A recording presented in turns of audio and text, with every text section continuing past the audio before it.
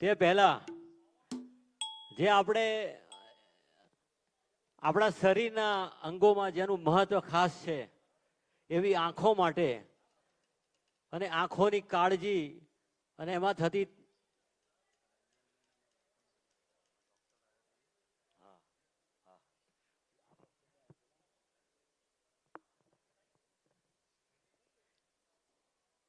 તો આઈ કેર હોસ્પિટલના ડોક્ટર આંશીબેન રાઠોડ આપણી વચ્ચે ઉપસ્થિત છે. તેમને હું નિમંત્રિત કરું છું કે તેઓ સ્ટેજ પર પધારે અને આપ સૌને શરીરનું મહત્વનું અંગ એવા આંખ વિશે પ્રેઝન્ટેશન રજૂ કરશે અને આપના પ્રશ્નોના જવાબ પણ આપશે, આપની સાથે સંવાદ પણ કરશે. તો આંશીબેન રાઠોડ પધારો. આપણા ઘણા બધા મહાનુભાવો આપણી વચ્ચે આજના કાર્યક્રમમાં પધાર્યા છે.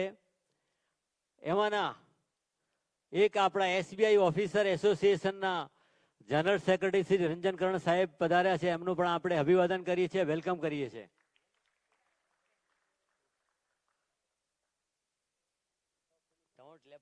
ચાલુ છે લેપટોપમાં. એ દરમિયાન કૌશિક એચ શાહ તેઓ પણ પેન્શન એસોસિએશનને 5001નું ડોનેશન આપે છે. તેમનો પણ ખૂબ ખૂબ આભાર, ધન્યવાદ. હેલો,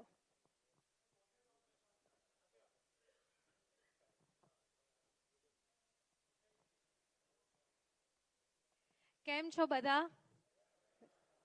આટલો સરસ કાર્યક્રમ હોય તો હું તમારો બહુ ટાઈમ નહીં લઉં. હું ડૉક્ટર આંશી રાઠોડ છું. આપ સૌ મને નહીં ઓળખતા હોય પણ હું તમને બહુ વર્ષોથી ઓળખું છું. મારા પિતા ડૉક્ટર શશાંક રાઠોડ અને એસબીઆઈ છેલ્લા 20 વર્ષથી એકબીજાની સાથે જોડાયેલા છે. એટલે આજે હું અહીંયા આવું છું તો મને એવું જ લાગે છે કે હું મારા પરિવારજનની સામે જ આવી છું. અને આગળ જઈને એક નવી પેઢીના ડૉક્ટર તરીકે પણ હું આપણો સંબંધ આગળ વધારી શકું એ મારો પૂરો પ્રયત્ન રહેશે. આજે હું થોડોક ટાઈમ લઈશ પણ ફક્ત એવી બધી વસ્તુઓના વિશે આપણે વાત કરશું જે આપણે ડે ટુ ડે એક્ટિવિટીમાં આપણને એન્કાઉન્ટર થતી હોય. અમુક રોગ જે આપણે સાંભળ્યા છે પણ એના વિશે આપણે ક્યારે વિચાર્યું નથી. એના લક્ષણ શું છે આપણને ખબર નથી. આપણને થશે કે નહીં એ પણ આપણને ખબર નથી. એટલે એના વિશે આપણે થોડી ચર્ચા કરશું. તો પહેલું આ પહેલા ફોટોમાં તમે કેમેરા જોઈ શકો છો. આંખની રચના જે છે એવી રીતે જ બનેલી છે. જૂના જમાનામાં એક કેમેરા આવતો હતો જેમાં આગળ એક કાચ હોય, વચ્ચે એક લેન્સ હોય ને પાછળ પેલી ફિલ્મ હોય. એવી રીતે આંખમાં પણ આગળ એક કાચ છે જેને અમે કીકી અથવા કોર્નિયા કહીએ છીએ, જે એકદમ પારદર્શક હોય. અંદર એક લેન્સ છે આંખની અંદર, જેમાં આપણે ભવિષ્યમાં ને મોતિયો આવ્યો એ બધું વિચારતા હોઈએ છીએ. અને પાછળ જે કેમેરામાં ફિલ્મ છે એ આપણી આંખનો પડદો, રેટિના અને આંખની નસ, જેનો ઓપ્ટિક નર્વ કહીએ છીએ. એટલે ભગવાને આ રચના એટલી અદ્ભુત રીતે બનાવી છે કે માણસ પાસે એક આંખ હોય ને તો પણ એનું જીવન ચાલી શકે. નેક્સ્ટ. હવે આ મારો એક પ્રશ્ન છે. આ અમે જોઈએ છે માઇક્રોસ્કોપમાં કેવું દેખાય, તમને ખબર છે આ શું છે? આપણે બધાને જીવનમાં એકવાર આ થવાનું જ છે. મોતિયો, કેટરેક્ટ.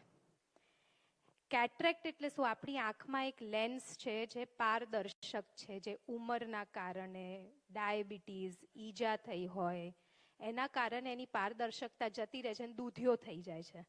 એને આપણે મોતિયો કહીએ છીએ, કેટરેક્ટ કહીએ છીએ. એ જેમ વાળ સફેદ થાય, જેમ ઢીચણના ઘસારા થાય, એમ આંખમાં પણ મને ને તમને એકવાર મોતિયો આવવાનો જ છે. અને એનું એક જ ટ્રીટમેન્ટ છે, એને કહેવાય છે કેટરેક્ટ સર્જરી બાય ફેકો ઇમલ્સિફિકેશન.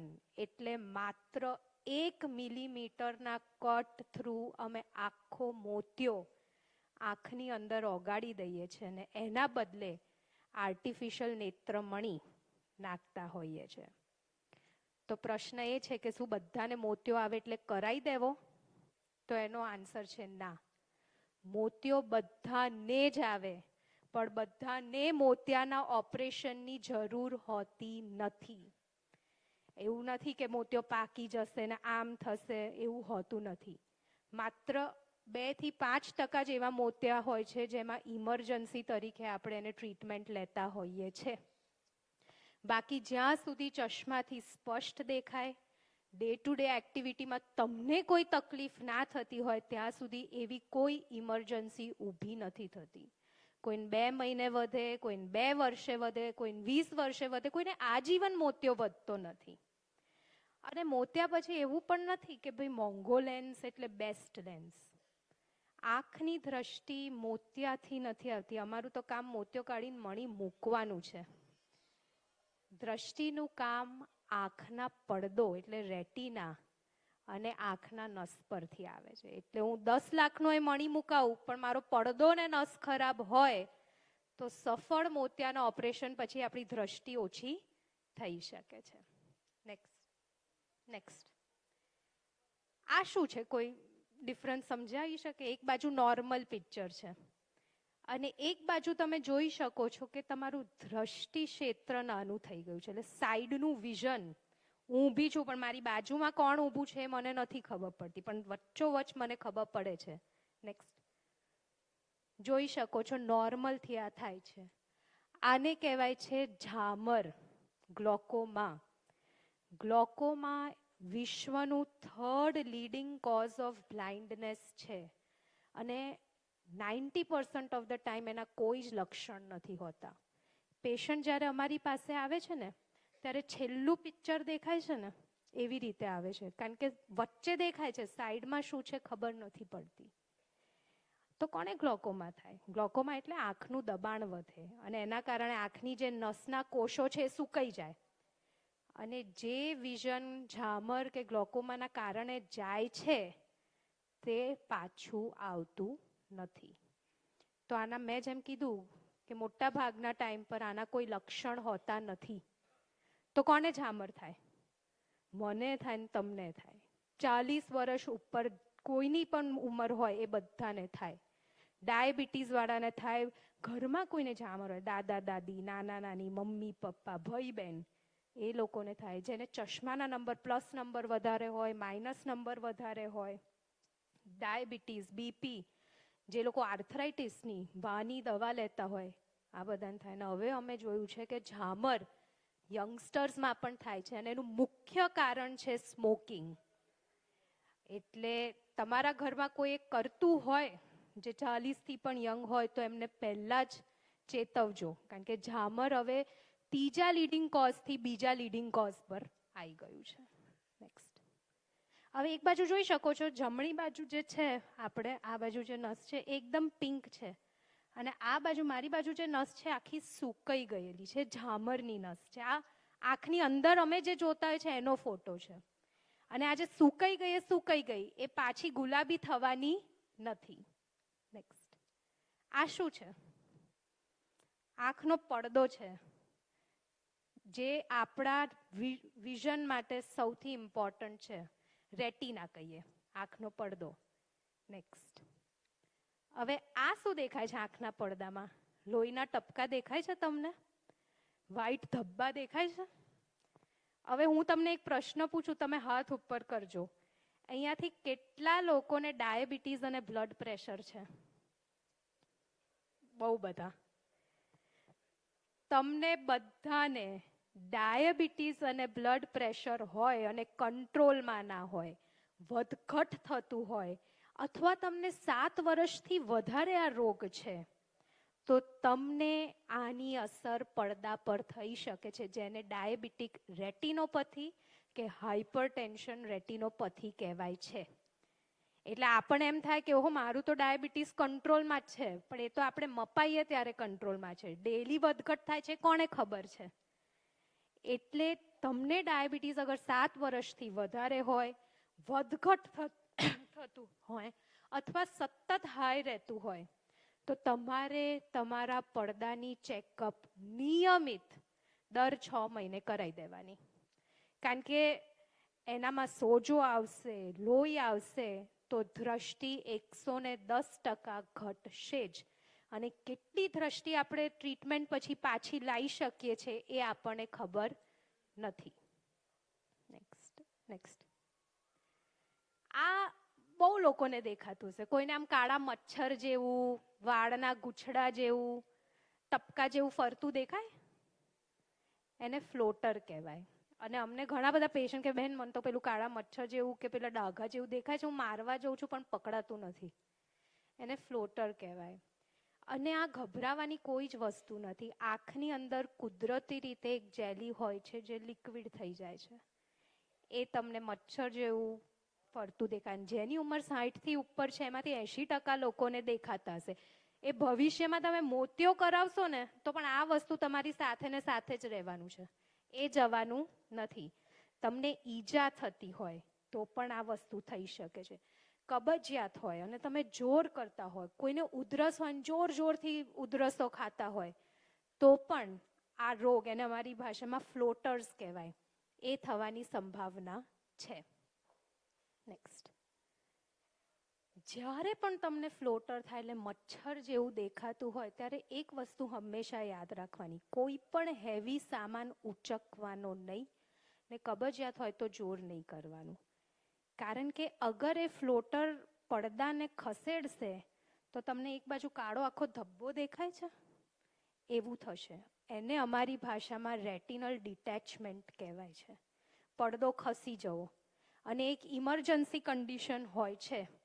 અને જેમ મેં કીધું ને, બે આંખથી ક્યારે ખબર જ નહીં પડે. એક આંખ બંધ કરશો ને ત્યારે ખબર પડશે કે તમારી એક આંખની દ્રષ્ટિ ઓછી થઈ છે. અને આના કોઈ જ લક્ષણ નથી. ના દુખાવ થશે, ના પાણી આવશે, ના ખટકશે, ના ખૂંચશે. પણ આવું થશે તો દ્રષ્ટિ તમારી જશે. નેક્સ્ટ. હવે છેલ્લી વસ્તુ પણ બહુ અગત્યની વસ્તુ. ઘરમાં આટલું કોણ કોણ કરે છે? દાદા દાદી એ કરતા હશે, મમ્મી પપ્પા એ કરતા હશે અને બાળકો એ કરતા હશે.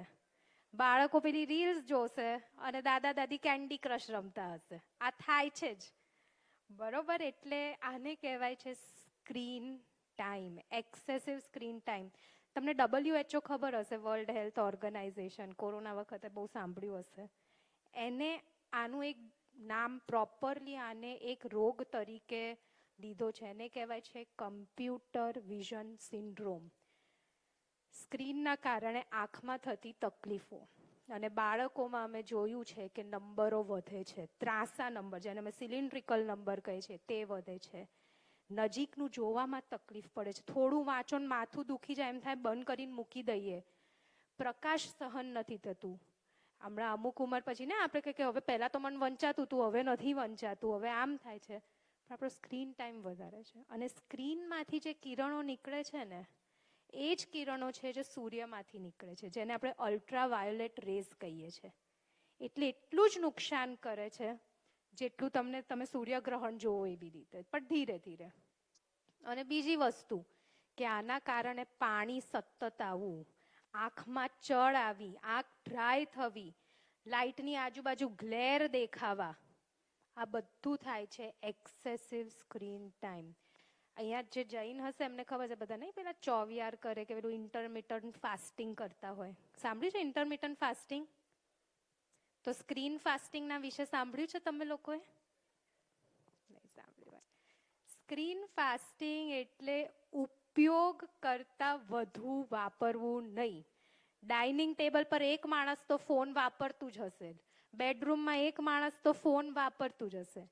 એનાથી થોડું દૂર રહેવાનું અગત્યનું છે. Not only for eyes but for your mental health. અને બાળકોમાં ખાસ, કારણ કે ખાલી આંખમાં તકલીફો અમે નથી જોતા, અમે એ લોકોનું બિહેવિયર, સાયકોલોજીમાં પણ ચેન્જ જોતા હોઈએ છીએ.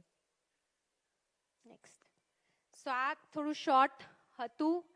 અને છેલ્લે હું ખાલી એક કહીશ કે બીજું કંઈ કરો કે ના કરો, પણ આંખની હેલ્થ સાચવવા માટે આંખનો આહાર જે છે વિટામિન એ ખાજો, જે તમને કેરેટ્સમાંથી મળે, લીલા શાકભાજીમાંથી મળે. સ્ક્રીન ટાઈમ ઓછો કરજો, લિમિટ યોર સ્ક્રીન ટાઈમ. આંખમાં જોરથી પાણીની છાલકો ના મારતા. ઘરગથ્થુ ઉપચારો ન કરતા અને ફાર્મસીમાંથી જઈને ઓવર ધ કાઉન્ટર ડ્રોપ્સ ના લઈ લેતા, કારણ કે એનાથી સ્ટીરોઇડના દવા આપતા હોય છે એ લોકો.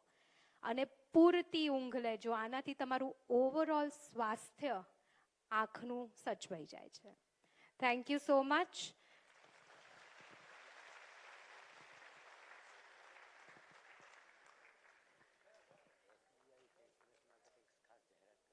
અને એસબીઆઈ, જેમ મેં કીધું, એસબીઆઈ પેન્શનર્સ માટે અમે 20 વર્ષથી જોડાયેલા છે. પણ એના સિવાય પણ મારે એક વસ્તુ તમને સૌને કહેવી છે કે દર ગુરુવારે અમારી હોસ્પિટલ છેલ્લા 30-35 વર્ષથી ફ્રી સેવા આપે છે.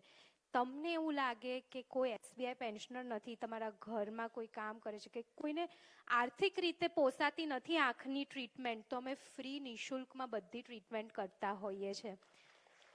સો તમારે ખાલી એમ જ કહેવાનું છે કે ભાઈ હું એસબીઆઈમાં છું અને આ મારા થ્રુ આવ્યા છે અને એમનું બધું જ થઈ જશે. એટલે આઈ કેર હોસ્પિટલ તમારી જ છે, એ જ ગણીને ચાલજો. And you are welcome any time. Thank you.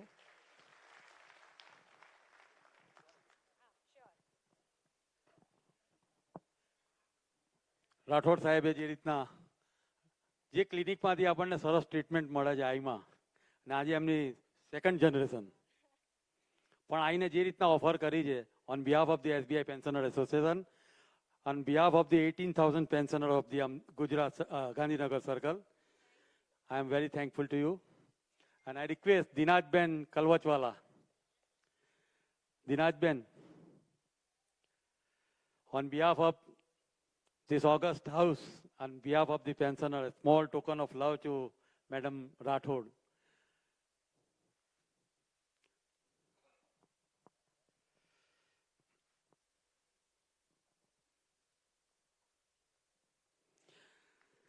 અને આ જ રીતના જે 25 વર્ષથી સંબંધો છે એ 50 વર્ષ સુધી કન્વર્ટ થાય, અને આ જ હાઉસમાં બેઠેલા કોઈ પણ જાતની તકલીફ ન થાય એવું પહેલા તો ઈચ્છીએ નહીં. જો તકલીફ થાય તો doctor is always available to the SBI family. Thank you for. હવે